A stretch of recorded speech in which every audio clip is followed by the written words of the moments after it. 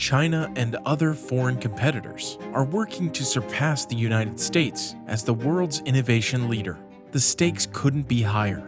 Yet a series of U.S. court decisions and years of abuse at the Patent Trial and Appeal Board, PTAB, have weakened America's patent system, leading to confusion about patent eligibility and uncertainty for and tipping of the scales against America's innovators.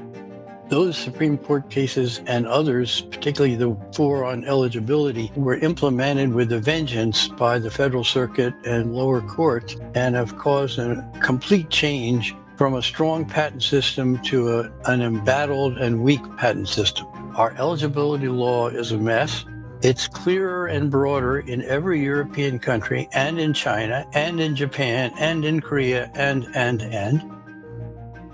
Patentability has been called into question on subject matter grounds.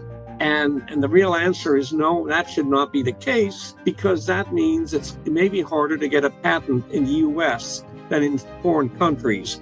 And that really will undermine American innovation. More and more inventors will go abroad and say, hey, I have a better chance getting a patent in, say, Germany or even China, for example, than I do in the U.S. because of these strange court interpretations. I think, really quickly on the heels of the implementation of PTAB, we started to see things go, much beyond the intended usage. The patents that are challenged now at PTAB are not, weak or questionable patents. They are typically the most commercially viable and valuable patents that are out there. PTAB is where these bureaucrat judges, quote unquote, will hear these challenges. The way it's implemented is so biased in favor of canceling the patent.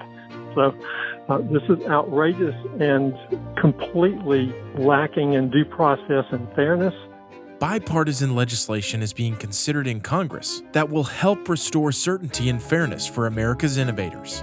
There's a bill called the PREVAIL Act in the Senate and in the House that would do a lot to restore a balance to the PTAB. There's a bill called the Patent Eligibility Restoration Act, which again introduced in the House and the Senate, being reviewed by the judiciary committees there. That would do a lot to clarify what is actually eligible for a patent in the United States. The Patent Eligibility Restoration Act, PERA, and promoting respectability, economically vital American innovation leadership, the PREVAIL Act. We're hoping those will get some action over on the Senate side. It is so important to entrepreneurship and the future of small businesses.